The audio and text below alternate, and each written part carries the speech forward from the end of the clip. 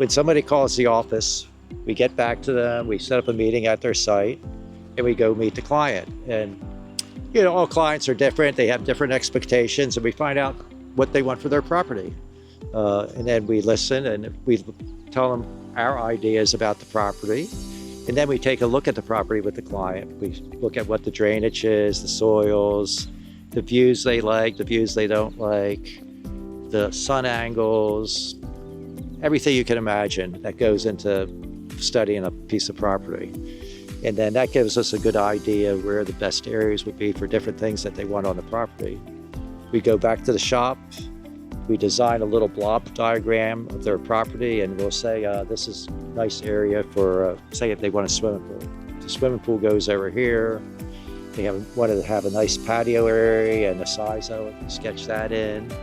Walkways around the property, possibly they haven't put the driveway in, so we designed the nicest route for the driveway coming up so they get a nice angle of the house as they pull into the property. Then we have another meeting with the client. We go over all this, and they'll like things. They'll say, oh, we want to make a few changes. Then our next step is going back to the office and doing a design where everything's detailed. The details in the patio, the driveway, if we're doing that, if we're putting Belgian blocks up and down it, and we install what plants we think would do great. And our main objective on all our designs, and it goes with any client, is they want really a 4-season garden, unless they go away for the whole summer, but most clients want something happening every season. So that's designed in the property.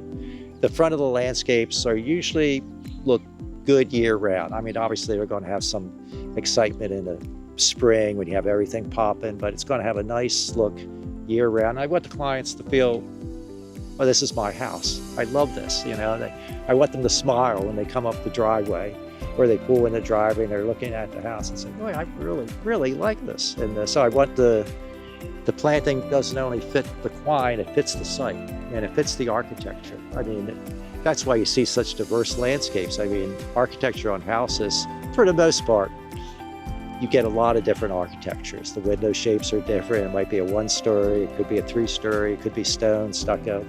And so there's ways to make the planning complement the house and complement the property. And then in the design, you're going to have little, I call them outdoor rooms. You're going to have a patio area. They're probably going to have a garden someplace. If they have kids, they want to have a kid zone. And then, for most houses, I mean, obviously, if you live on a huge site, you're not worried about the views.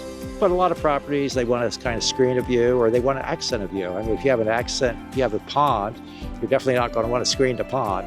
And so you're going to have an accent down to the pond. So that's our next step. We come out to the house with all this down on paper, and then our plans are designed usually for the whole property, but you can get designs just for a front walkway, for a back patio. But if it's the whole site, usually a client's going to say, I want to tackle this first and then that. And it's great to do when you have a full landscape done. So you pick and choose what you're going to do first, second, third, fourth, and go from there.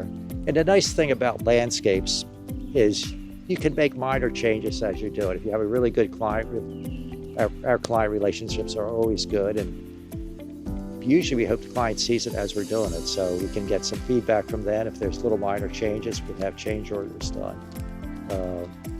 And then our philosophy also, besides doing the 4 seasons, we like to make our landscapes down the road, not initially, but down the road, they'll fill in. And so we won't have a mulch culture in the landscape. It's going to be filled with plants. And so the mulch would be secondary. And some properties, they never mulch down the road because everything's filled in and it's easy to do it. The other thing that clients always like to know is the maintenance angle. And obviously, when you go with bigger beds, you're going to have more maintenance. You go smaller beds, it's going to be less maintenance, and the plants you choose. And that's, I don't know if I mentioned that at the beginning, but that's a factor we take into effect when we're designing it, what kind of maintenance is involved in the property. Because it's important. You don't want to put in a maintenance high property and not have maintenance done. So that's usually very important.